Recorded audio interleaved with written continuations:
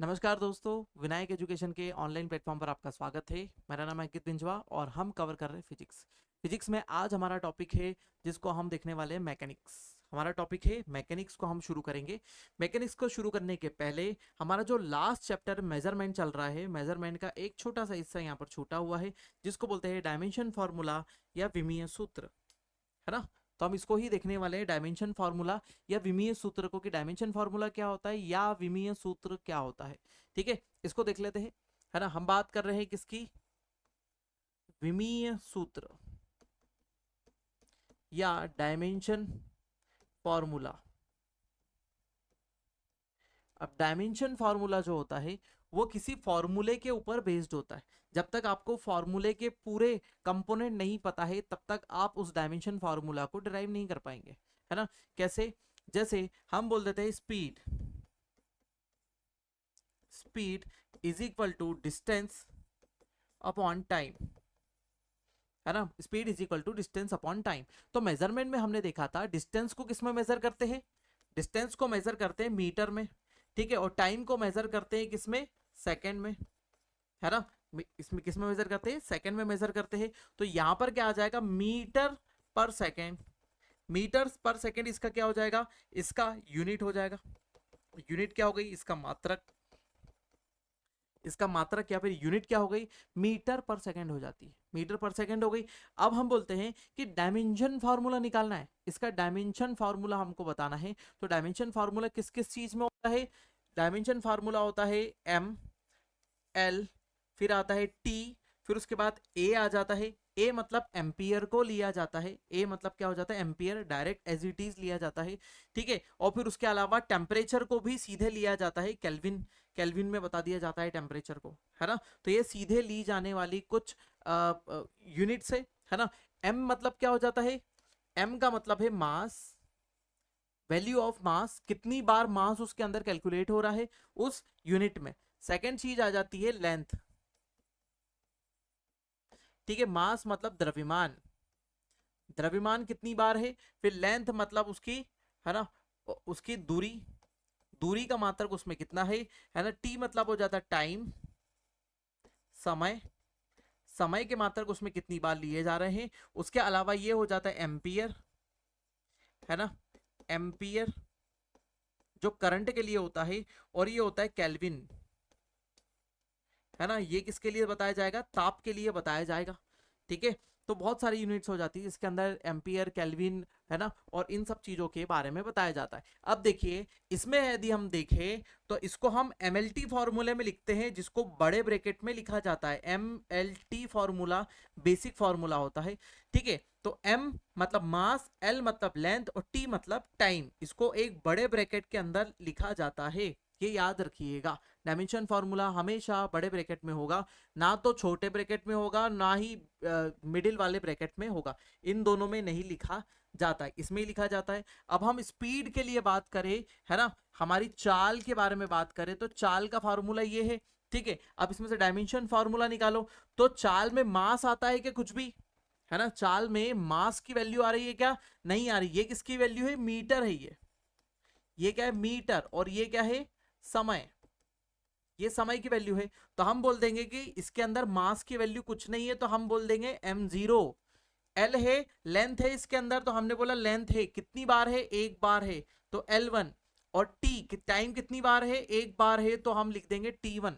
Simple सा था, है ना।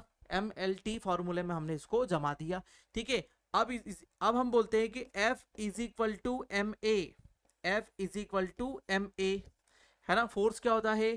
Force is equal to mass into acceleration, है ना। Force is equal to mass into acceleration. तो मास क्या हो जाता है ना। मास को हम किस में लेते हैं? किलोग्राम में लेते हैं। मास को हमने किस में लिया? किलोग्राम में, ठीक है। एक्सलरेशन को क्या बोला जाता है? मीटर पर सेकेंड स्क्वायर। ये हम देखेंगे, है ना। ये कैसे आया ये हम देखेंगे आगे, आज हमारे मैकेनिक्स वाले सेक्शन में हम इसकी बात करेंगे। मीटर पर सेकेंड स्क्वायर आ गया, ठीक है। अब क्या हो जाता है? केजी मास है, तो मास कितनी बार है? किलोग्राम कितनी बार है? एक बार है, तो हम बोलते हैं कि एम क्या हुआ? सॉरी, एम कितनी बार हुआ? वन टाइम्स हुआ, है ना। वन टाइम हो गया। फिर उसके बाद एम मतलब मीटर। लेंथ कितनी बार हुई? लेंथ हुई एक बार, लेंथ भी एक बार हुई। सेकंड, अब सेकंड कहाँ है, नीचे है, तो हम सेकंड को भी नीचे लिखेंगे, तो t इज इक्वल टू कितनी बार है टाइम, ये बोलते हैं 2 बार है। ठीक है, अब हम इसको बड़े ब्रैकेट में लेके सॉल्व कर लेंगे, तो m कितनी बार आया, एक बार आया, l कितनी बार आया, एक बार आया, t को ऊपर ले जाओ तो t टू दी पावर -2 हो जाएगी, M L T to the power -2, ये किसका हो जाता है, f is equal to M A का हो जाता है।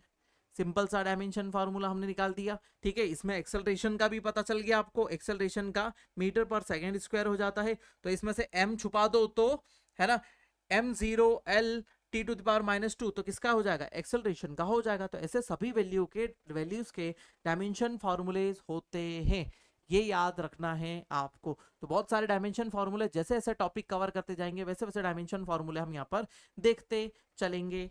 ठीक है, अभी के लिए विमीय सूत्र या डायमेंशन फार्मूले ये आपके सामने थे। अब आ जाते हैं हम कुछ डायमेंशन फार्मूले देख लेते हैं, कुछ डायमेंशन फार्मूले इंपॉर्टेंट है उनको देख लेते हैं। जैसे वेलोसिटी है ना, वेलोसिटी का डायमेंशन फार्मूला क्या होता है, डिस्प्लेसमेंट अपॉन टाइम इंटरवल, है ना, क्या होता है, डिस्प्लेसमेंट अपॉन टाइम, ये हो गया डिस्प्लेसमेंट अपॉन टाइम। ठीक है, एल अपॉन टी, तो क्या हो गया m0 l1 t to the power -1, है ना, तो ये हो गया। ठीक है, संवेग मोमेंटम की बात करें तो मोमेंटम में क्या हो जाता है, mass into velocity, mass into velocity, तो वेलोसिटी का तो ये देख लिया अभी अपन ने, तो वेलोसिटी का तो यहीं पे रख दो, डिस्प्लेसमेंट अपॉन टाइम, तो मास भी आ जाएगा एम एल अपॉन टी। ठीक है, तो इसको लिखे m1 l to the power 1 और t टू दी पावर -1। ठीक है, क्योंकि ये ऊपर चले गया, यहाँ पर पूरे डिराइव करके लिखे हुए हैं, आपको दिखाई दे रहा होगा। एक्सेलरेशन अभी बताया, आईएएस के एग्जाम में पूछा जा चुका है ये, है ना, कि एक्सेलरेशन का डायमेंशन फार्मूला क्या है। ठीक है, तो वेलोसिटी अपॉन टाइम इंटरवल, ठीक है, वेलोसिटी अपॉन टाइम इंटरवल, तो वेलोसिटी का तो आपको पता है L/T/T, तो क्या हुआ m0 l t to the power -2 हो गया। वैसे ही फोर्स का हमने निकाला, फोर्स का भी निकाल दिया, फिर उसके बाद वर्क का निकाल दिया, फिर उसके बाद पावर का, फिर डेंसिटी का, फिर उसके बाद काइनेटिक एनर्जी, ग्रेविटेशनल, है ना, ग्रेविटेशनल पोटेंशियल, है ना, ग्रेविटेशनल पोटेंशियल, स्थिति गुरुत्वीय स्थितिज ऊर्जा, है ना, सभी डायमेंशन फॉर्मूले आपको दिखाई दे रहे हैं, है ना, सभी मैंने आपके सामने रखे हुए हैं, और भी आएंगे। ठीक है, प्रेशर का, प्रेशर का देखो, प्रेशर में क्या आ जाता है, force upon area, force upon area. ठीक है, तो फोर्स को किस में लेते हैं, फोर्स का हमको पता है ना, हमने अभी देखा M L T to the power -2, है ना, और एरिया, एरिया को किस में लेते हैं, मीटर स्क्वायर में, एरिया किस में आता है, मीटर स्क्वायर में, तो एल का क्या हो जाएगा, स्क्वायर हो जाएगा, तो एल ऊपर चले जाएगा, तो एल से एल एक कट जाएगा, तो एल टू दी पावर -1 हो जाएगा। एक एल से स्क्वायर से ये ऊपर कट गया, तो नीचे एक एल बचा, ऊपर चले जाएगा तो क्या बच जाएगा, M L to the power -1 T to the power -2, ऐसा। ठीक है, आवेग की बात करेंगे तो फोर्स इनटू टाइम। ठीक है, फिर उसके बाद टॉर्क की बात करेंगे तो फोर्स इनटू डिस्टेंस, फिर उसके बाद प्रतिबल या स्ट्रेस की बात करेंगे तो फोर्स अपॉन एरिया। ठीक है, विकृति स्ट्रेन की बात करेंगे तो change in length upon length, तो क्या हो जाएगा, ये दोनों वैल्यू कट जाएगी, तो ये डायमेंशन लेस है ना, dimension less, dimension less quantity है, मतलब विमीय सूत्र इसका नहीं होता है, विमाहीन राशि है विकृति, है ना, इंपॉर्टेंट है। ठीक है, फिर उसके बाद जाते हैं जिसमें जो विमाहीन है उसको याद रखना ही है, प्रत्यास्थ गुणांक हो जाता है, पृष्ठ तनाव, सरफेस टेंशन हो जाता है, और ये सब वैल्यूज हो जाती है। फिर क्या है ना, गुरुत्वीय विभव हो गया, ग्रेविटेशनल पोटेंशियल हो गया। ठीक है, स्प्रिंग हो गई, आवृत्ति हो गई, है ना, आवृत्ति, तो आवृत्ति का क्या हो जाता है, टी टू द पावर -1 हो जाता है। एंगल, एंगल को किस में मेजर करते हैं, है ना, ये भी एक विमाहीन राशि है ना, इसको भी याद रखना, विमाहीन, विमाहीन डायमेंशन लेस, डायमेंशन लेस है क्या, एंगल, है ना, एंगल क्या है, डायमेंशन लेस क्वांटिटी है। फिर कोणीय वेग की बात करें, एंगुलर, है ना, एंगुलर वेलोसिटी की, है ना, एंगल अपॉन टाइम। ठीक है, फिर उसके बाद जाते हैं कोणीय त्वरण, है ना, फिर जड़त्व आ जाता है, मोमेंट ऑफ इनर्शिया। ठीक है, मोमेंट ऑफ इनर्शिया, फिर उसके बाद एंगुलर मोमेंटम, विशिष्ट ऊष्मा, स्पेसिफिक हीट, और ये सब चीजें आ जाती है। देखो इसके अंदर फिर एंगल यदि होता है तो एंगल को भी लेते हैं, है ना, ये जो एंगल होता है एंगल को भी इसमें लिया जाता है, एंगल को भी याद रखना, एंगल को भी इसमें लिया जाता है। ठीक है, फिर उसके बाद रेखीय प्रसार गुणांक हो गया, लीनियर एक्सपांशन हो गया, है ना, गैस कांस्टेंट हो गया, प्लांक कांस्टेंट हो गया, है ना, वेलोसिटी ग्रेडियंट हो गया, श्यानता या विस्कोसिटी कोफिशिएंट हो गया, है ना, ईटा विस्कोसिटी कोफिशिएंट ईटा हो गया, उसकी वैल्यू हो गई। तो इसमें से अभी कोई भी डायमेंशन लेस नहीं है ना, देखिए सब डायमेंशन वाले ही है। ये सब क्या थे, हमारे डायमेंशन थे। ठीक है, यहाँ तक क्लियर हुआ। ये सब क्वांटिटीज जो हमने देखी, ये सब डायमेंशन वाली क्वांटिटीज थी। अब हम शुरू करते हैं यहाँ से हमारा चैप्टर मैकेनिक्स, है ना, मैकेनिक्स या फिर यांत्रिकी। मैकेनिक्स को हम यहाँ से शुरुआत करते हैं, मैकेनिक्स की।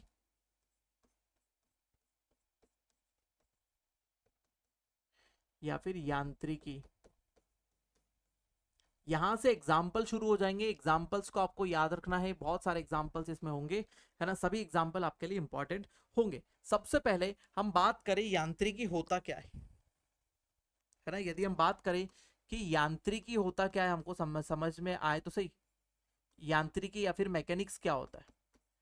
ठीक है, जब हम बात करते हैं किसी भी ऑब्जेक्ट के मोशन की, मोशन या फिर गति की, है ना, उसके अलावा उस पर कोई फोर्स या फिर कोई बल लगने की, है ना, किसी किसी ऑब्जेक्ट के मोशन की बात करते हैं, या फिर उसकी स्टेशनरी स्टेट की बात करते हैं, या फिर विराम अवस्था की बात करते हैं, या फिर उस पर लगने वाले बल की बात करें, फोर्स की बात करें, ठीक है, उसके रोटेशन की, है ना, उसकी वृत्तीय गति, वृत्तीय गति, गति अब बहुत सारे प्रकार की हो सकती है, कुछ भी हो सकता है। ठीक है, रोटेशनल मोशन की बात करें, या फिर पोटेंशियल, है ना, स्थितिज ऊर्जा, स्थितिज ऊर्जा की यदि हम बात करें, तो ये सब चीजें जब इन सब की स्टडी की जाती है ना, study, study of motion, study of motion या फिर गति, गति की गणना, जब गति की गणना की जाती है, या फिर हम बात करें इसके अंदर एनर्जी, एनर्जी ऊर्जा, इन सब की यदि बात की जाती है, तो वो सब चीजें किसमें आ जाती है, मैकेनिक्स में आ जाती है। तो ये किसी वस्तु की गति की गणना की जाती है या गति की तुलना की जाती है, तो उसे क्या कहा जाता है, मैकेनिक्स कहा जाता है, या फिर यांत्रिकी कहा जाता है ना। यांत्रिकी अर्थात उसकी भौतिक अवस्था में, भौतिक अवस्था में परिवर्तन की गणना, है ना, भौतिक अवस्था में परिवर्तन की गणना, है ना, भौतिक अवस्था में परिवर्तन की गणना ही क्या कहलाती है, फिजिकल स्टेट में, है ना, फिजिकल स्टेट में जो चेंजेस आते हैं, फिजिकल स्टेट में जो चेंजेस आते हैं, वही हमारा क्या कहलाता है, मैकेनिक्स कहलाता है, या फिर वही हमारा भौतिकी कहलाता है। ठीक है, तो ये समझ में आया है कि मैकेनिक्स क्या चीज है ना, क्या पढ़ने वाले हैं। जैसे कोई क्या है, बॉल है ना, ये बॉल है, ये बॉल जा रही है सीधी गुड़कती हुई, तो किस गति से जा रही है ना, किस गति से जा रही है, उसके ऊपर कौन कौन से फोर्सेस लग रहे हैं, उस पर ऊपर कौन कौन से बल लग रहे हैं, है ना, तो मोशन के बारे में बात कर रही है। ठीक है, फिर उसके बाद फोर्स के बारे में बात कर रहे हैं हम। ठीक है, या तो वो कहीं टर्न लेती है तो रोटेशनल मोशन आ जाएगा, उसका पोटेंशियल आ जाएगा, उसके अंदर कितनी हाइट पर वो ऑब्जेक्ट है इसलिए उसका पोटेंशियल आ जाएगा, और देन क्या आ जाएगी, एनर्जी, उसमें किस टाइप की एनर्जी है, मतलब किस टाइप की एनर्जी है, उसमें है काइनेटिक एनर्जी, मतलब वो क्या है, आगे बढ़ता जा रहा है, तो काइनेटिक एनर्जी है उसके अंदर। तो इसी से हमारा निकल के आता है मैकेनिक्स, है ना। अब यहाँ पर सबसे पहली चीज आ जाती है मैकेनिक्स में जो हमको समझना है, ठीक है ना, पहली चीज आ जाती है मोशन। ठीक है, मोशन या गति, मोशन को समझते हैं, या फिर हम किसको समझते हैं, गति को समझते हैं। गति को समझने के पहले हमको एक और चीज पे ध्यान देना पड़ेगा, है ना, स्टेशनरी, स्टेशनरी स्टेट या फिर विराम अवस्था, विराम अवस्था क्या होती है, स्टेशनरी स्टेट या फिर विराम अवस्था किसे कहते हैं। ठीक है, तो सबसे पहले विराम अवस्था को देख लेते हैं, तब जाके हमको गतिज अवस्था समझ में आएगी, है ना, स्टेशनरी स्टेट के बाद ही हमको मोशन समझ में आएगा, है ना। तो कोई भी ऑब्जेक्ट, है ना, ये एक ऑब्जेक्ट है, ये एक ऑब्जेक्ट हमने यहां पर रख दिया, ये ऑब्जेक्ट अपने सराउंडिंग हो सकता है कि यहाँ पर एक पेड़ लगा ठीक है, हो सकता है कि कोई एक व्यक्ति खड़ा हो यहाँ पर, ठीक है, अपने सराउंडिंग, मतलब कुछ भी हो सकता है। उसके अलावा हो सकता है कि कोई एक गाड़ी खड़ी हो यहाँ पर, है ना, कोई एक गाड़ी खड़ी हो, ये एक हमारी क्या खड़ी है, गाड़ी खड़ी हुई है, इसके, है ना, इन सबके कंपैरिजन में अपनी स्टेट चेंज ना करे, स्टेट चेंज ना करे, नो स्टेट चेंज, या फिर अवस्था में परिवर्तन परिवर्तन ना हो, अपनी अवस्था में परिवर्तन ना हो, मतलब वहीं पर स्थिर खड़ा हुआ है। यदि कोई ऑब्जेक्ट अपने आसपास के सराउंडिंग या फिर अन्य वस्तुओं की तुलना में अपनी स्थिति में कोई परिवर्तन नहीं करता है, अपने सराउंडिंग के कंपैरिजन में अपनी स्टेट चेंज नहीं करता है, तो उस ऑब्जेक्ट को क्या बोलेंगे, object in stationery state, object in stationery state. ठीक है, तो दोनों ऑब्जेक्ट क्या हो जाएंगे, स्थिर अवस्था में होंगे, ऑब्जेक्ट क्या होंगे, स्थिर अवस्था में होंगे। जैसे हम एक पेड़ को देखते हैं, है ना, हम रास्ते से चल रहे हैं, है ना, हम रास्ते से चल रहे हैं, मान लिया कि हम यहाँ से क्या कर रहे हैं, दौड़ लगाते हुए ऐसे जा रहे हैं, हम दौड़ लगाते हुए क्या कर रहे हैं, यहाँ से जा रहे हैं, हम गति कर रहे हैं यहाँ से, है ना, हम दौड़ रहे हैं। ठीक है, अब दौड़ने की तुलना में जैसे ही हम देखते हैं क्या, यहाँ पर ये पेड़ लगा हुआ है, तो पेड़ हमेशा क्या है, रुकी हुई अवस्था में है ना, ये जो पेड़ लगा हुआ है, पेड़ क्या है, ये स्थिर अवस्था में, पेड़ क्या है, स्थिर अवस्था में हमको दिखाई दे रहा है, मतलब वो हमारी तुलना में किसी भी प्रकार का कोई चेंजेस नहीं कर रहा है, हमारी तुलना में किसी प्रकार का उसमें कोई चेंज नहीं आ रहा है, मतलब वो क्या अवस्था है, स्थिर अवस्था है। जैसे अभी वो जो कैमरा लगा हुआ है या फिर आप लोग जो बैठे हुए हैं उनकी तुलना में मैं यदि मैं यहीं पर खड़ा हुआ हूं, तो आपको मैं मोशन करता हुआ दिखाई दे रहा हूं, नहीं, किसी भी प्रकार का कोई मोशन नहीं दिखाई दे रहा है। इट मीन्स मैं स्टेशनरी स्टेट में हूं, है ना, स्टेट ऑफ रेस्ट में या फिर स्टेशनरी स्टेट में या स्थिर अवस्था में मैं खड़ा हुआ हूं। ठीक है, तो ये क्या हो जाती है, स्टेट ऑफ स्टेशनरी। ठीक है, अब दूसरा आ जाते हैं, हम दूसरी चीज को समझ लेते हैं, अब हम आ जाते हैं मोशन की तरफ, है ना।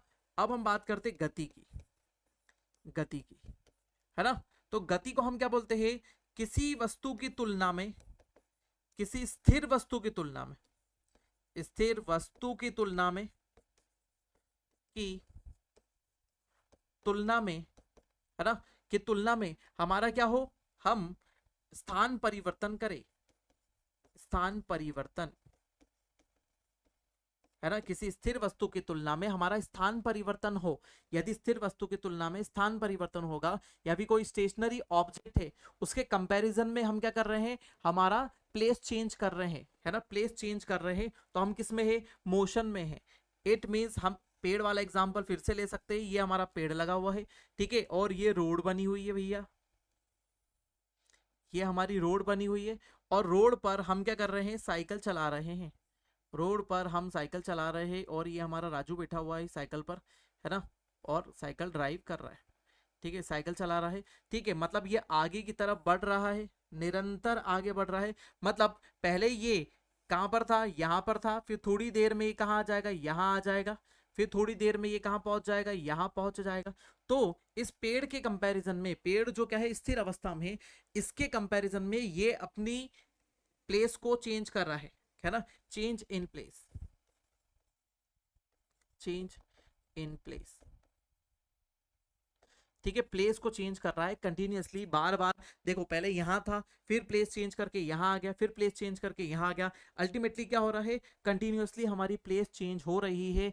इट मींस हम क्या बोल सकते हैं, इट मींस हम सीधे सीधे बोल सकते हैं कि ये ऑब्जेक्ट क्या कर रहा है, मोशन कर रहा है, ये ऑब्जेक्ट क्या कर रहा है, मोशन कर रहा है, ये ऑब्जेक्ट का मोशन होता है। इसको हम एक और एग्जांपल से देखते हैं, है ना, स्टेशनरी स्टेट को भी देखेंगे और ऑब्जेक्ट के मोशन को भी हम यहाँ पर देखने वाले हैं। जैसे सबसे बड़ा एग्जाम्पल और सबसे शानदार एग्जाम्पल आपको दिखाई देता है किसमें, सन, है ना, सन है, सन के अराउंड, सन के अराउंड अर्थ जो है मोशन कर रही है, सन के अराउंड अर्थ मोशन कर रही है, क्योंकि ये कंटिन्यूअसली अपनी स्टेट चेंज करती जा रही है, बार बार अपनी प्लेस चेंज कर रही है ना। पहले ये यहां थी और फिर देन क्या आ जाती, कुछ समय बाद अर्थ यहां आ जाती है, फिर कुछ समय बाद अर्थ क्या हो जाती है, यहां आ जाती है, ठीक है, फिर कुछ समय बाद अर्थ क्या हो जाती है, यहां आ जाती है। इट मीन्स अर्थ क्या कर रही है, मोशन कर रही है, अर्थ इन अ मोशन, अर्थ क्या कर रही है, गति कर रही है, निरंतर गति कर रही है ना। उसके कंपैरिजन में सन क्या है, सन क्या है, स्टेशनरी, स्टेशनरी स्थिर स्टेट में है, स्थिर अवस्था में, है ना। सूर्य क्या है, स्थिर अवस्था में है। इसका मतलब क्या पता चला कि जब भी हमको किसी भी वस्तु को गति करानी है, जब भी हमें किसी भी वस्तु को गति करानी है तो एक वस्तु क्या होनी चाहिए, स्थिर अवस्था में होनी चाहिए।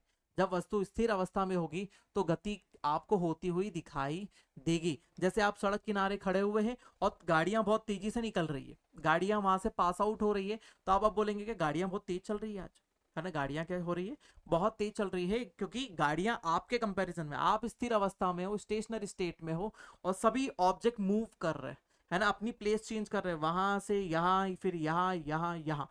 जैसे अभी कैमरा क्या है, स्टेशनरी स्टेट में, तो मैं भी यहाँ खड़ा हुआ हूँ, लेकिन यदि मैं कैमरे के कंपैरिजन में अपनी प्लेस चेंज करना शुरू कर दूं तो क्या हो रहा है, ये क्या कर रहा है, मैं गति कर रहा हूँ। अब आप बोलेंगे क्या कि सर आप मोशन करना शुरू कर दिए या फिर आप गति करना शुरू कर चुके हैं, है ना। इसे ही क्या करेंगे, कहेंगे ये हमारी गति की अवस्था हो जाएगी। किसकी तुलना में, है ना, उस कैमरे की तुलना में। यदि कैमरा भी मेरे साथ में ऐसा खसकना शुरू हो जाए, जैसे आप मूवीज में देखते हैं कि व्यक्ति चल रहा है लेकिन पता नहीं चल रहा है, क्योंकि कैमरा भी उसके साथ में ही चल रहा है, इसीलिए। ठीक है, तो पहला एग्जाम्पल समझ में आया। दूसरा, अर्थ के अराउंड, है ना, ये अर्थ है, अर्थ के अराउंड मून भी तो मोशन कर रहा है। अर्थ के अराउंड एक और ऑब्जेक्ट है, वो क्या है, मून भी है। तो मून भी अर्थ के कंपैरिजन में क्या कर रहा है, कंटिन्यूअसली मोशन कर रहा है। मून भी कंटिन्यूअसली मोशन कर रहा है, मतलब चंद्रमा भी गति कर रहा है पृथ्वी के चारों ओर। ठीक है, तो इसको भी क्या कहेंगे, मोशन, है ना, इसको भी क्या कहेंगे, मोशन। लेकिन उस मोशन को बताने के लिए, उस मोशन को बताने के लिए हमको अर्थ को स्टेशनरी स्टेट में रखना पड़ेगा। हमको मानना पड़ेगा अर्थ रुकी हुई है और देन उसके अराउंड मोशन कर रहा है क्या, मून। ठीक है, लेकिन सन के अराउंड, सन के कंपैरिजन में ये दोनों, सन सूर्य की तुलना में ये दोनों ही क्या कर रहे हैं, गति कर रहे हैं, है ना। पृथ्वी तो इस दिशा में गति कर रही है, लेकिन चंद्रमा जो है वो पृथ्वी के चारों ओर तो गति कर रहा है, प्लस वो इसके साथ में इधर भी तो चल रहा है ना, पृथ्वी के साथ में इस तरफ भी गति कर रहा है। मतलब सूर्य की तुलना में मून भी गति कर रहा है इधर, और सूर्य की तुलना में पृथ्वी भी इधर ही गति कर रही है। लेकिन पृथ्वी की तुलना में बात करें तो चंद्रमा कैसी गति कर रहा है, ऐसी गोल गोल घूम रहा है उसके चारों ओर। ठीक है, एक और एग्जाम्पल से इसको समझते हैं। यहां पर ले लेते हैं हम उस एग्जाम्पल को, बढ़िया सा। एक नदी है, उसमें, है ना, हमारा बाबू सोना यहां पर बैठा हुआ है। ठीक है, ये हमारा है बाबू सोना, ये एक नाव में खड़ा हुआ है। ठीक है, अब दिशा किस तरफ है, नाव किस तरफ चल रही है, इस तरफ चल रही है। ठीक है, अब ये किनारा है, किनारे पर लगा हुआ है एक पेड़। ठीक है, किनारे पर लगा हुआ है एक पेड़।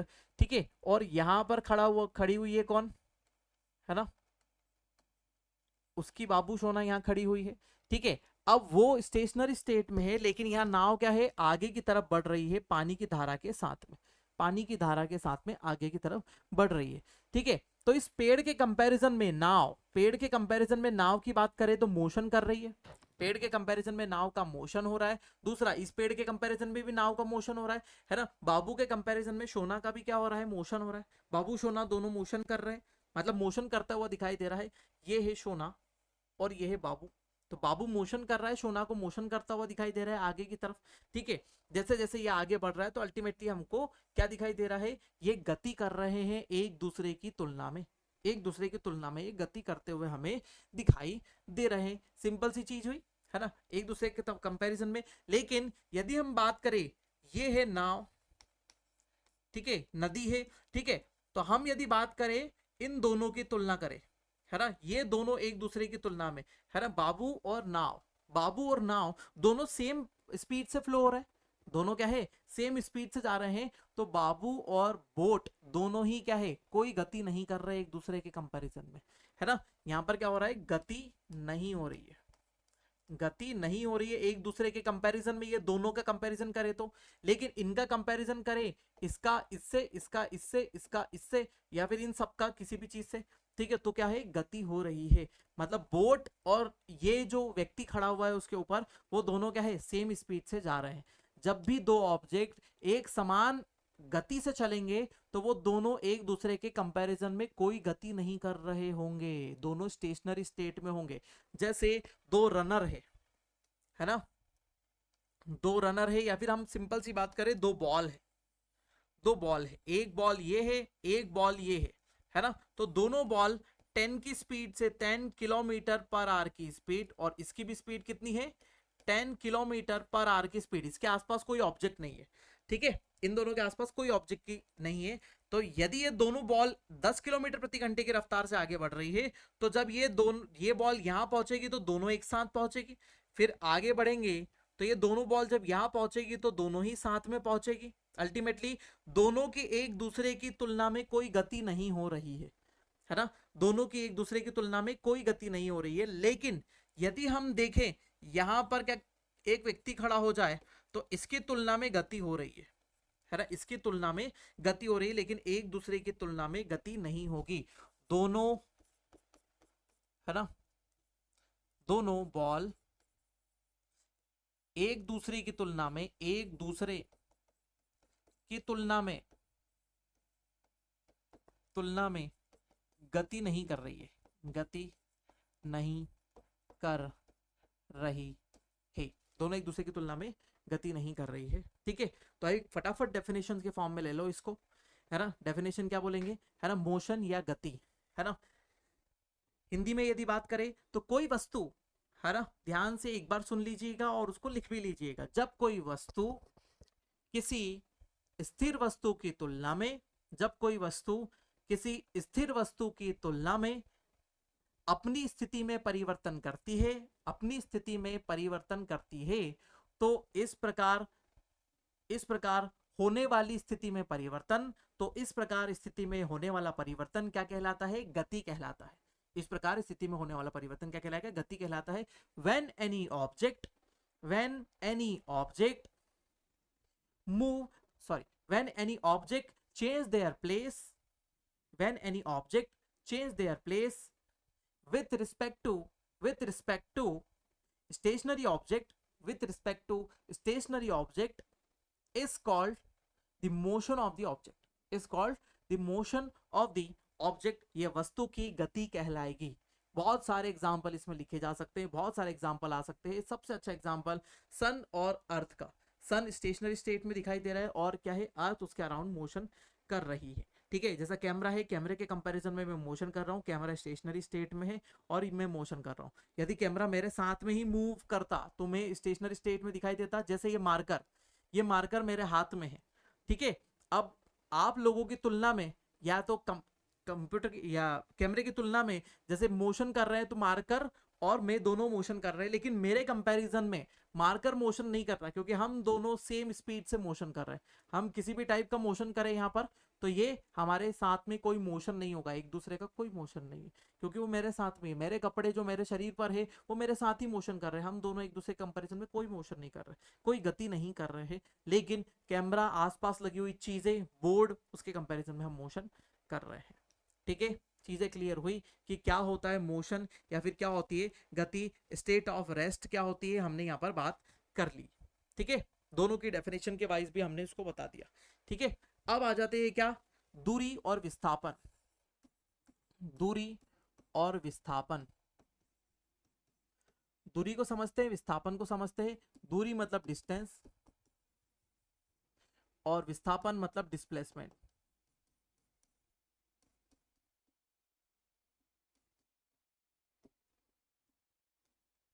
ठीक है।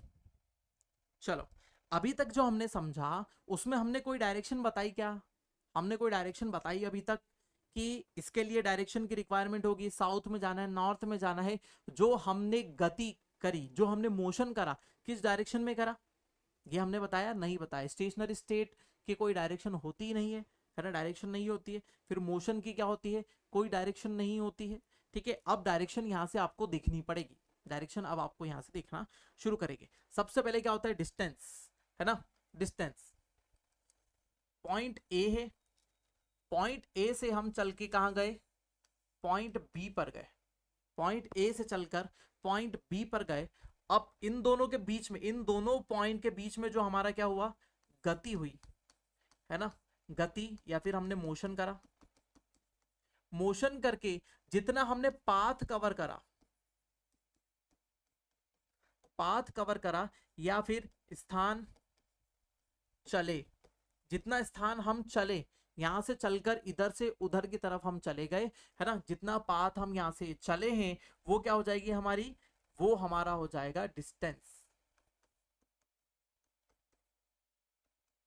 या फिर दूरी कहलाएगी। ये क्या हमारी कहलाएगी, दूरी। जितना पाथ कवर होता है उसे हम क्या बोलते हैं, दूरी कहते हैं। अब देखो दूरी अलग अलग तरीके से हो सकती है, एक डिस्टेंस ये भी है और एक डिस्टेंस ये भी है, ठीक है। पॉइंट ए से चले हम बी की तरफ और बी से चले चले सी की तरफ, तो ये था हमारा कितना, 10 मीटर, हम इसको भी बोल देते हैं 10 मीटर, और ये हो जाता है 5 मीटर। तो टोटल डिस्टेंस कवर कितनी करी, यहां पर हमने टोटल डिस्टेंस कवर करी 10 मीटर, लेकिन यहां पर हमने टोटल डिस्टेंस कवर करी, हमने कितनी करी, 15 मीटर। 15 मीटर डिस्टेंस कवर करी हमने। चलिए अब क्या हो जाता है, एक और दो एग्जांपल और लेते हैं। एक पॉइंट ए पर हम खड़े हुए हैं, यहां से रेस शुरू हुई और रेस करते हुए हम उसी पाथ पर क्या हुए, खत्म कर दिए। पॉइंट ए से पॉइंट बी तक हम शुरू करें और हम बोलते हैं कि हम कितना, 20 किलोमीटर, है ना, डिस्टेंस ट्रेवल करी हमने, है ना, क्या दूरी, दूरी कितनी तय करी हमने, जितना पाथ हम कवर करते हैं। जैसे यहां से यहां तक, है ना, यहां पर मैं खड़ा हुआ हूं एक कॉर्नर पर, तो यहां से चलता हूं 1 2 और 3, 3 कदम की दूरी तय करी मैंने। कितनी कदम की दूरी तय करी, वापस उधर जाना है, 1 2 और 3 कदम की दूरी तय करी, मतलब टोटल मैंने कितनी डिस्टेंस ट्रेवल करी, वहां से यहां तक 6 कदम की दूरी ट्रेवल करी, ठीक है। तो क्या हो जाएगा, the path cover by, the path cover by the any object, है ना, path cover by the any object is called the distance, है ना।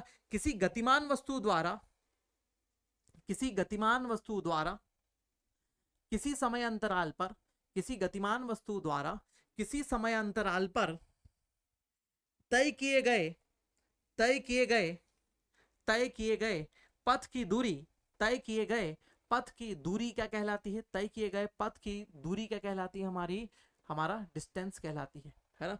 वो क्या कहलाती है, तय तय किए गए पथ जो होता है वो क्या होता है, दूरी कहलाएगी हमारी। जितना पथ हम तय करेंगे, जितना चलेंगे, चली गई दूरी क्या कहलाती है, चला गया हमारा पथ जो होता है वो हमारा डिस्टेंस कहलाता है। अब देखिए डिस्प्लेसमेंट, अब हम समझते हैं किस चीज को, डिस्प्लेसमेंट को, है ना। अगली चीज आ जाती है डिस्प्लेसमेंट,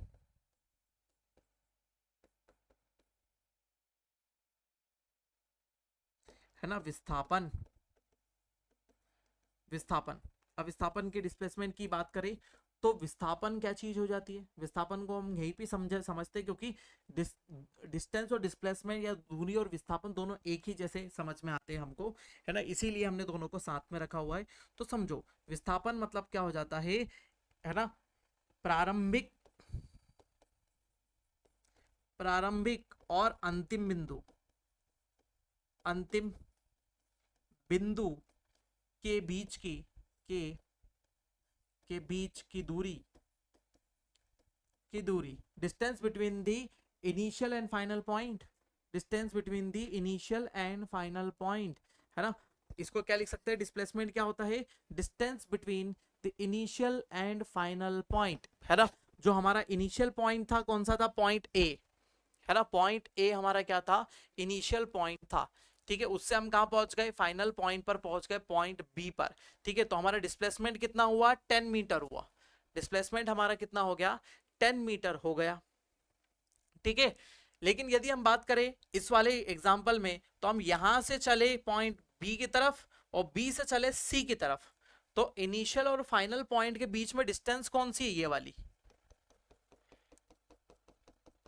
इनिशियल और फाइनल पॉइंट के बीच में क्या है, ये डिस्टेंस है, तो ये हमारा हो जाएगा डिस्प्लेसमेंट,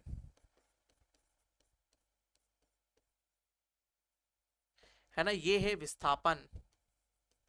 समझ में आया कि ये पॉइंट और ये पॉइंट जहां हम आखिरी में जाके रुके, आखिरी में जाके रुके, वो क्या कहलाएगा, विस्थापन कहलाएगा, बाकी हमारी क्या कहलाएगी, डिस्टेंस कहलाएगी, ठीक है। तो ये हमारी हो जाती है क्या, डिस्प्लेसमेंट, है ना। हम क्या हो गए, यहां से यहां तक डिस्प्लेस हुए, यहां से लेकर यहां गए, फिर यहां से यहां तक गए, तो हम बोले डिस्प्लेस कितना हुए, इतना ही डिस्प्लेस हुए हम, ठीक है। तो इसमें क्या लग जाएगी, पाइथागोरस थ्योरम लग जाएगी, है ना।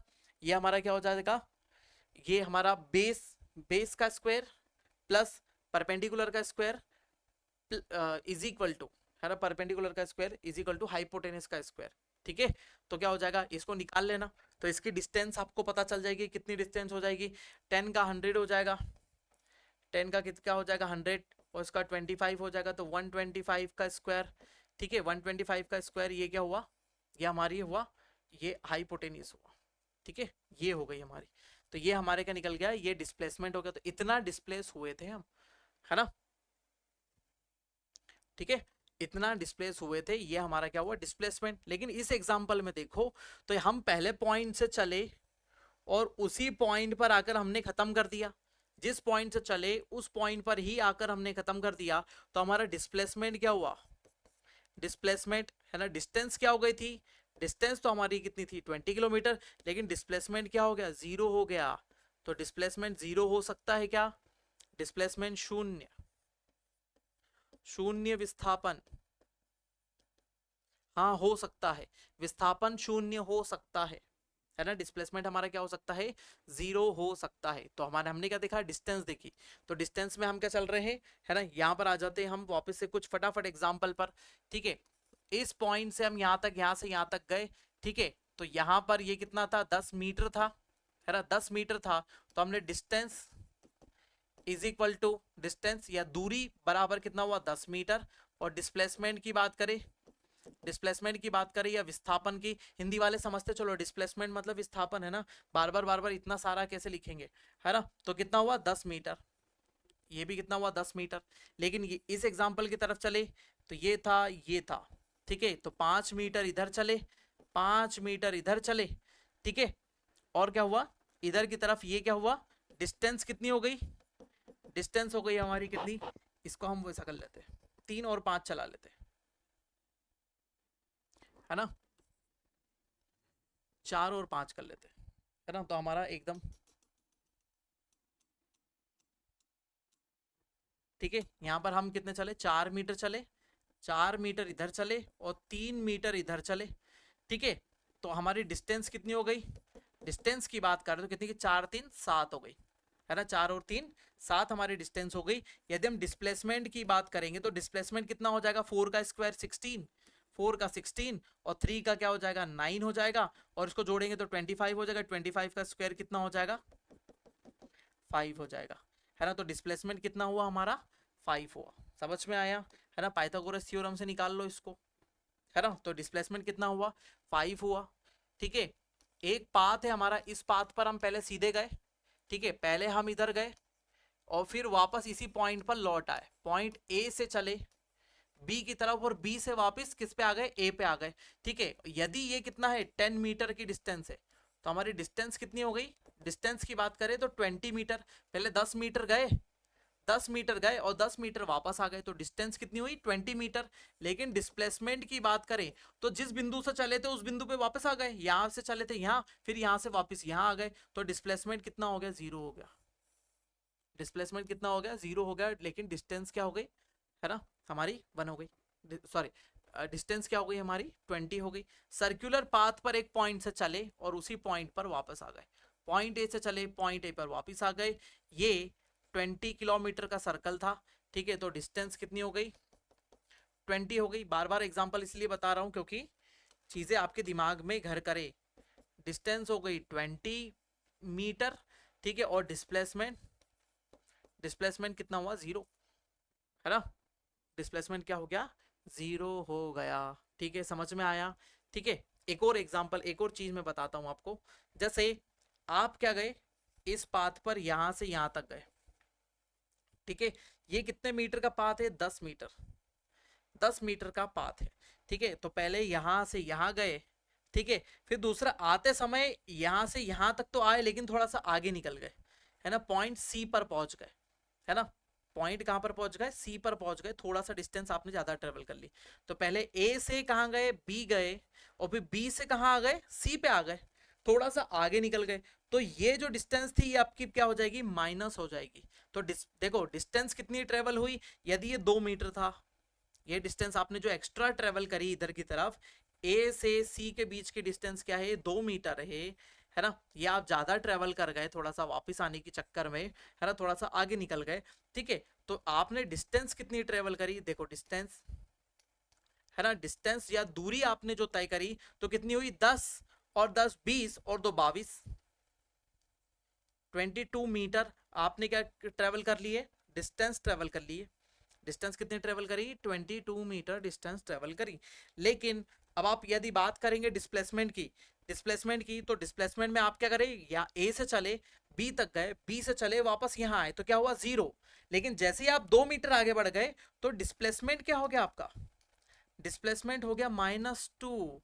डिस्प्लेसमेंट क्या हो गया आपका? -2 हो गया इस कंडीशन के लिए, क्योंकि डिस्प्लेसमेंट माइनस में भी होता है। यदि उस पॉइंट से आगे निकल जाएंगे तो क्या हो जाएगा? डिस्प्लेसमेंट माइनस में हो जाएगा। आप थोड़ा सा पॉइंट के आगे निकल गए मतलब आपने फाउल कर दिया।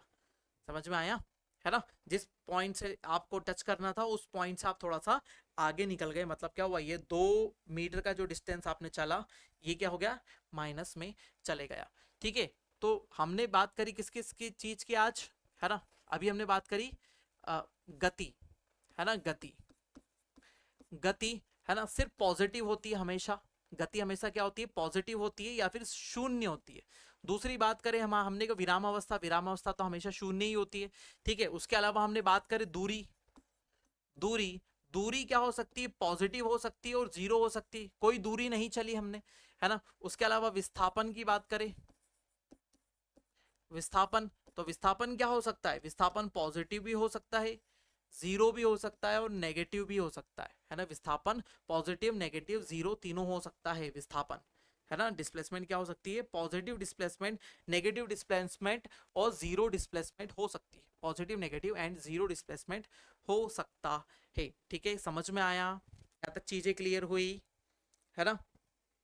ठीक है, अब अगले सेक्शन की तरफ चलते हैं। अगले हिस्से के बारे में हम बात करते हैं, है ना? इन तीनों के बारे में तो हमने बात कर ली, बहुत इंपॉर्टेंट है, इसको लिख कर रखना, एग्जाम में पूछा जाता है, सीधे क्वेश्चन यहाँ से बन जाता है, बहुत महत्वपूर्ण है। एग्जाम्पल पे भी ध्यान रखें, है ना? सीधे एग्जाम्पल ऐसा दे सकता है कि एक रनर एक वृत्तीय पाथ पर, मतलब ये एक सर्कुलर मोशन कर रहा है ना? एक रनर जो है एक पाथ पर सर्कुलर मोशन कर रहा है, उसने 3 राउंड लगाए, तो उसने कितनी डिस्टेंस ट्रेवल करी और उसका कितना डिस्प्लेसमेंट हुआ। ठीक है, तो एक सर्कुलर पाथ में उसने बोला कि 1 किलोमीटर का एक चक्कर था, एक सर्कुलर पाथ कितना था? 1 किलोमीटर का था, तो उसने डिस्टेंस कितनी ट्रेवल करी? 3 किलोमीटर डिस्टेंस ट्रेवल करी, और डिस्प्लेसमेंट क्या था उसका? 0 था, क्योंकि जिस पॉइंट से चला था उसी पॉइंट पर वापस आ गया था। ठीक है, तो डिस्टेंस और डिस्प्लेसमेंट वाला फंडा जरूर याद रखे, है ना? यदि ये याद रखेंगे तो चीजें ज्यादातर क्लियर रहेगी, नहीं तो क्या हो जाएगा? गप्पा होता चलेगा। ठीक है, यहाँ तक की चीजें क्लियर हो गई, है ना? विस्थापन हो गया, बाकी सब चीजें आपको समझ में आई। ठीक है, क्योंकि आगे का सेक्शन जो है वो हमारा थोड़ा सा बड़ा है ना? उसके पहले हम यहाँ पर देख लेते हैं types of motion. Types of motion, है ना? गति के प्रकार, गति के प्रकार, टाइप्स ऑफ मोशन की हम यहाँ पर बात कर लेते हैं, कितने टाइप का मोशन होता है। ठीक है, सबसे पहला, है ना, सबसे पहला आता है, सबसे पहला क्या हो जाता है ना? सबसे पहला आपको दिखाई देता है सिंपल सिंपल सिंपल या रिजु रेखीय, रिजु रेखीय, रेखीय गति या straight line, straight line motion. Riju रेखीय या स्ट्रेट लाइन मोशन, जब कोई ऑब्जेक्ट एकदम सीधी रेखा में गति करता है ना? ऑब्जेक्ट किधर? सीधी रेखा में गति करता है। उदाहरण के लिए बंदूक की गोली, बंदूक की गोली इस प्रकार की गति करती है। जैसे गोली चलाते हैं तो सीधी कैसे जाती है? स्ट्रेट जाती है, और एक ऑब्जेक्ट को, है ना, क्या करती है? हिट करती है। किस टाइप का होता है? 1D मोशन होता है ना? 1D मोशन होता है, एक दिशा में, एक ही दिशा में मोशन कैसा हो रहा है? एक ही दिशा में हो रहा है। ठीक है, दूसरी बात करें, है ना, दूसरा इररेगुलर मोशन। इररेगुलर मोशन या अनियमित गति, अनियमित गति, इररेगुलर मोशन की बात करें। ठीक है, तो ऑब्जेक्ट कैसा जा रहा है? ऐसा जा रहा है, उसकी गति का कोई पैटर्न नहीं दिखाई दे रहा है आपको, वो ऐसा जा रहा है, इस तरफ गति कर रहा है लेकिन आड़ा टेढ़ा चला रहा है। जैसे बाइक पे कोई एक छपरी है, वो KTM बाइक लेकर ऐसा आड़ा टेढ़ा एकदम ऐसा ऐसा घूम घूम के बहुत तेजी से जा रहा है, तो आप क्या बोल रहे हैं? हम तो लीनियर मोशन में चल रहे हैं, हम तो सीधे जा रहे हैं, ये कैसा जा रहा है भाई? या आड़ा टेढ़ा जा रहा है, ठीक है, तो मतलब क्या हो रहा है, उसकी डिस्टेंस, उसकी जो है डायरेक्शन हमेशा चेंज हो रही है। देखो अभी डायरेक्शन इधर है, अब डायरेक्शन इधर है, थोड़ी इधर है, फिर इधर चली गई, फिर इधर है, फिर इधर है, इधर है, तो डायरेक्शन हमेशा चेंज हो रही है, ठीक है। तो हम बोल सकते हैं कि जमीन पर जो मानव गति करता है वो भी वैसी करता है, एक कुत्ता जो गति करता है वो भी वैसी करता है, बिल्ली है इधर उधर दौड़ती रहती है, या फिर चींटियों की गति, बहुत सारे एग्जांपल इसमें हो सकते हैं जो कि सरफेस पर ऐसी चीजें गुड़क रही होती है या फिर चल रही होती है, सबकी गति इसी प्रकार की हो जाएगी। तो किस टाइप की गति है, 2D, है ना, है ना, द्विदिशीय, द्विदिशीय, है ना, दो दिशाओं में मोशन हो रहा था, 2 डायमेंशनल मोशन हो रहा था, दो दिशाओं में गति आपको दिखाई दे रही थी। तीसरी गति के बारे में हम बात करें तो नेक्स्ट आ जाती है वक्रीय गति, है ना, थर्ड, वक्रीय या फिर कर्व्ड, कर्व्ड मोशन। अचानक से सीधे चलते हुए हम जब टर्न ले लेते हैं, है ना, अचानक से हम सीधे चल रहे हैं पॉइंट ए से, हम पॉइंट बी की तरफ जा रहे हैं, तो अचानक से हम क्या ले लेते हैं, टर्न ले लेते हैं या फिर मुड़ जाते हैं, है ना, तो हमारा टर्न लेना ही क्या है, वक्रीय गति कहलाती है ना, या फिर कौन सा मोशन कहलाती है, कर्व्ड मोशन। हमें कर्व बना के फिर हम किधर निकल जाएंगे, सीधे निकल जाएंगे, ठीक है, एक कर्व मोशन। तो कर्व मोशन ऐसा भी हो सकता है, हम सीधे गए और फिर हमने एक यू टर्न ले लिया, ठीक है, और फिर सीधे निकल गए, ठीक है, तो ये भी एक कर्व मोशन है। थोड़ा सा भी आप मुड़ेंगे तो कर्व मोशन आ जाएगा, ठीक है, थोड़ा सा भी मुड़े तो कर्व मोशन आ जाएगा। आप सीधे चल रहे हैं, सीधे चलते हुए कोई ऑब्जेक्ट सामने आया तो आप यहां से उसको पार करके फिर ऐसा निकल गए, है ना, यहाँ पर कोई ऑब्जेक्ट आ गया तो आप ऐसी गति करते हुए ऐसे निकल गए, ये सब कर्व्ड मोशन है, कहीं से भी चले जाओ, ठीक है। तो आपको एक कर्व बनाना है, एक कर्व बनाना है, मतलब ऐसा ऐसा सीधा चौकोर नहीं जाएंगे हम, ऐसी गति ये कर्व्ड मोशन नहीं है, एंगुलर मोशन हो जाएगा, ठीक है, कोणीय गति देखी जाएगी वो, ठीक है। तो कर्व्ड मोशन, एक कर्व बनाते हुए, एक आर्च बनाते हुए हम आगे की तरफ निकल जाते हैं, ठीक है। नेक्स्ट आ जाती है हमारी कौन सी, प्रोजेक्टाइल मोशन,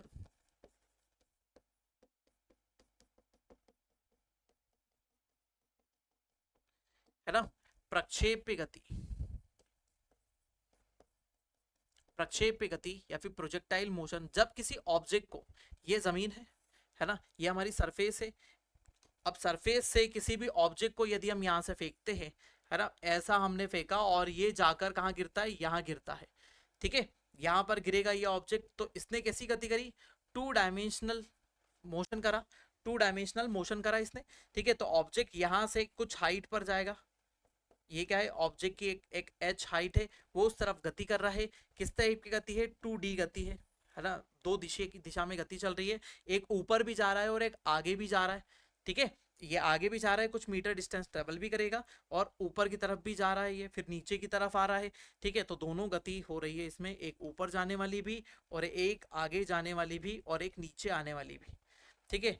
तो ये इस प्रकार की गति क्या होती है, प्रक्षेप्य गति कहलाती है ना, प्रक्षेप्य गति। जैसे विराट कोहली जब छक्का मारता है, विराट कोहली जब छक्का मारता है तो ऐसा उठाकर मारता है, रोहित शर्मा जब बहुत लंबा छक्का मारता है तो कैसी जाती है, बहुत दूर ऐसी जाती है और ऐसी गिर जाती है। आपने आईपीएल में देखा होगा कि इस पॉइंट से एकदम बॉल चलती है और एकदम यहाँ से जाकर यहाँ पर एक नीली लाइन से जाकर यहाँ खत्म हो जाती है। तो आपको जो मोशन दिखाई दे रहा है प्रोजेक्टाइल मोशन, ठीक है, जैसे आपसे कुछ बोलते हैं कि ये मुझको फेंक कर दो, है ना, कोई व्यक्ति बोलता है कि ये मुझको फेंक कर इधर दो, तो आप ऐसा कुछ उछाल के ऐसा देते हैं तो वो वस्तु ऐसी जाकर किसी के पास चली जाती है, जैसे इस हाथ से इस हाथ में इसको पकड़ लिया मैंने, तो ये क्या है, ये प्रोजेक्टाइल मोशन है। किस टाइप का मोशन है, इधर से इधर और इधर से इधर, ये प्रोजेक्टाइल मोशन है क्योंकि ये इधर से ऐसा जा रहा है, ठीक है। प्रोजेक्टाइल मोशन के लिए जो एंगल होना चाहिए, कोण, एंगल,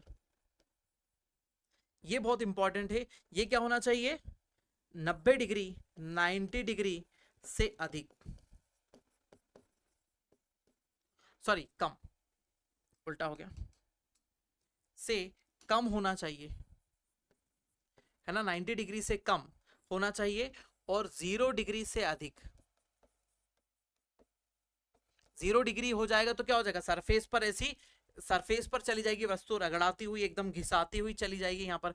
जैसे कवर ड्राइव विराट कोहली का कैसा जाता है, एकदम जमीन पर चिपक के जाता है, तो वो क्या हो जाएगा, 0 डिग्री पे। वो लीनियर मोशन है हमारा। प्रोजेक्टाइल मोशन क्या है, रोहित शर्मा का छक्का, रोहित शर्मा जब छक्का मारता है तो क्या है, ऐसा जाता है वो, एकदम प्रोजेक्टाइल मोशन में जाता है। तो एंगल क्या होना चाहिए, कोण क्या होना चाहिए, 90 डिग्री से कम होना चाहिए और 0 डिग्री से ज्यादा होना चाहिए, तब जाके प्रोजेक्टाइल मोशन होगा, प्रक्षेप्य गति तभी हो पाएगी। ठीक है, आगे की तरफ चले, आगे देख लेते हैं नेक्स्ट टाइप का मोशन हम बात करें, है ना। तो नेक्स्ट आ जाता है वर्टिकल मोशन, है ना। कितने मोशन कर लिए थे हमने, 4 5। वर्टिकल, वर्टिकल मोशन प्रक्षेप, प्रक्षेप्य गति, है ना। जब किसी ऑब्जेक्ट को एकदम सीधा ऊपर की तरफ उछाला जाता है, ये सिर्फ ऊपर ही जाएगा, है ना, ऊपर। ठीक है, कितने एंगल पर, 90 डिग्री, है ना। कोण क्या होना चाहिए, कोण हमेशा, है ना, ऑलवेज कितना होना चाहिए, 90 डिग्री होना चाहिए। एंगल हमेशा क्या होना चाहिए, 90 डिग्री होना चाहिए। 90 डिग्री नहीं हुआ तो ये हमारा क्या हो जाएगा, है ना, वर्टिकल मोशन नहीं हो पाएगा। फिर क्या हो जाएगा, वो मोशन हो जाएगा हमारा कौन सा, प्रोजेक्टाइल मोशन के अंदर चले जाएगा, क्योंकि उसमें एक भी एंगल इधर हुआ तो ऑब्जेक्ट कैसा जाएगा, ऐसा जाकर इधर गिर जाएगा। ठीक है, तो वो क्या हो जाएगा, प्रोजेक्टाइल मोशन हो जाएगा। जैसे रॉकेट, पृथ्वी से हम रॉकेट छोड़ते हैं तो रॉकेट कैसे जाता है, सीधे सीधा ऊपर चले जाता है, वापस नीचे आके गिरता है क्या, नहीं, सीधे चंद्रमा तक पहुंच जाएगा, ऊर्ध्व गति हो जाती है। ठीक है, नेक्स्ट आ जाती है कौन सी, आवर्ती गति, है ना। नेक्स्ट आ जाती है हमारी कौन सी, आवर्ती गति या फिर पीरियोडिक मोशन,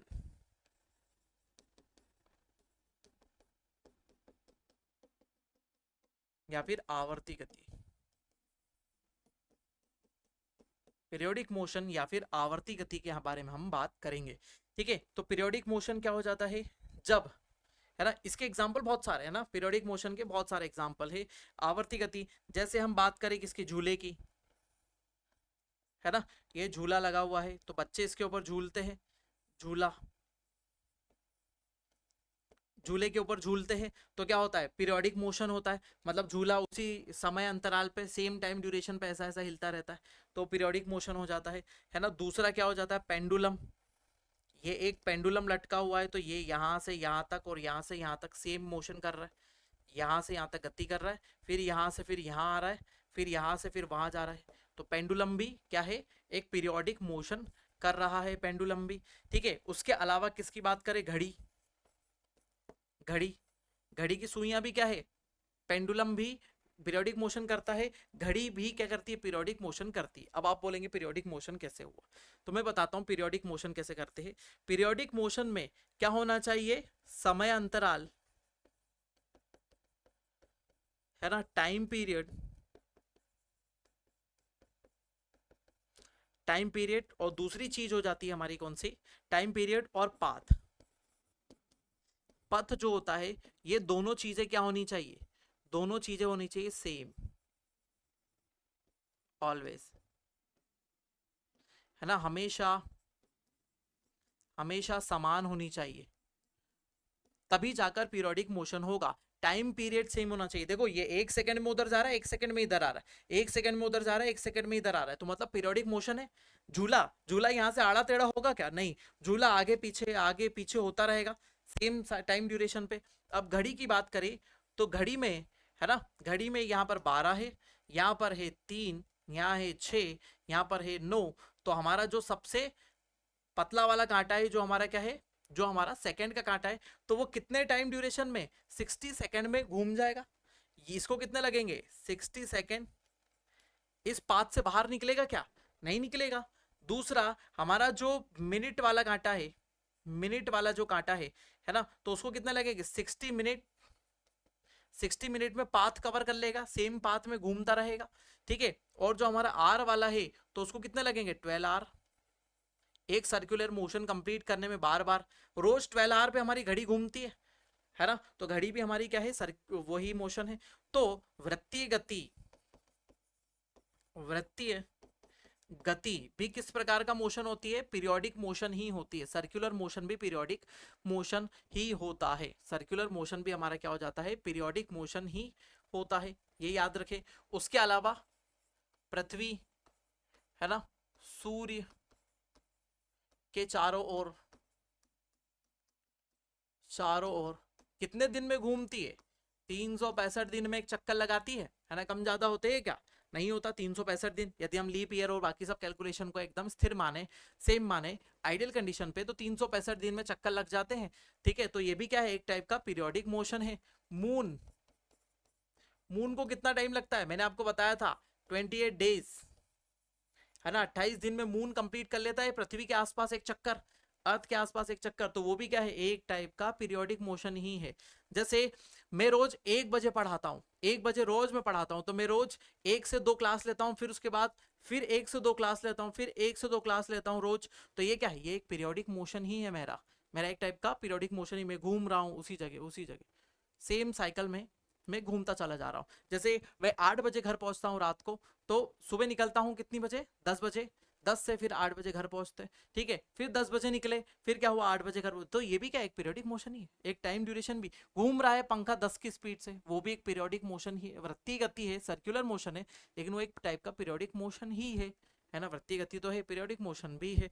तो ऐसी जो भी चीजें हैं, है ना, जो क्या कर रही है, उनका टाइम पीरियड सेम है, ये दोनों चीजें याद रखो, उनका समय अंतराल सेम है और पाथ भी सेम है, टाइम पीरियड भी सेम है और पाथ भी सेम है ना, ये समय अंतराल और उसका पथ दोनों ही एक जैसा है।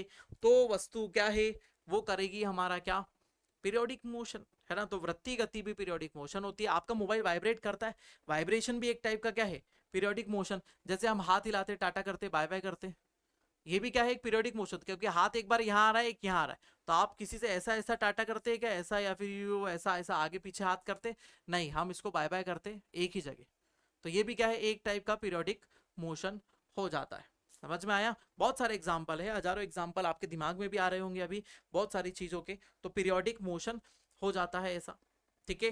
तो ये हमारे क्या हो गए, टाइप्स ऑफ मोशन हो जाते हैं, है ना। उसके अलावा हम ग्रेविटेशनल एक्सेलरेशन की भी बात करेंगे, है ना, मोशन अंडर ग्रेविटी की भी बात करेंगे, लेकिन हम ग्रेविटी समझेंगे, एक्सेलरेशन समझेंगे, फिर उसके बाद उसमें आएंगे, ठीक है। तो आज के लिए हम क्या करते हैं, इतना ही रखते हैं, इतना ही रखते हैं। तो हमने देखा मोशन, डिस्प्लेसमेंट, डिस्टेंस, या फिर हमने देखा गति, विराम अवस्था, फिर हमने देखी दूरी और विस्थापन, ठीक है। दूरी और विस्थापन, विस्थापन के बारे में एक और चीज मैं आपको बताना चाहता हूं यहाँ पर, है ना।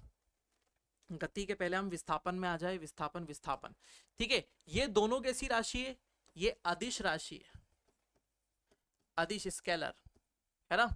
ये भी कैसी है, अदिश, याद रखिएगा। और ये कैसी है, वेक्टर, है ना। मतलब ये कैसी है, सदिश, सदिश राशि है, इसमें दिशा की आवश्यकता होती है, परिमाण के साथ में दिशा की भी आवश्यकता होगी विस्थापन में। इसको हम देखेंगे वेग में, वेग में मैं आपको बताऊंगा, उसमें आपको विस्थापन भी समझ में आएगा और वेग भी समझ में आएगा। चलिए आज के लिए इतना ही रखते हैं, मिलते हैं नेक्स्ट सेशन में। बने रहिए विनायक एजुकेशन के साथ में। मेरा नाम है अंकित बिंजवा, मिलते हैं नेक्स्ट सेशन में, बाय बाय।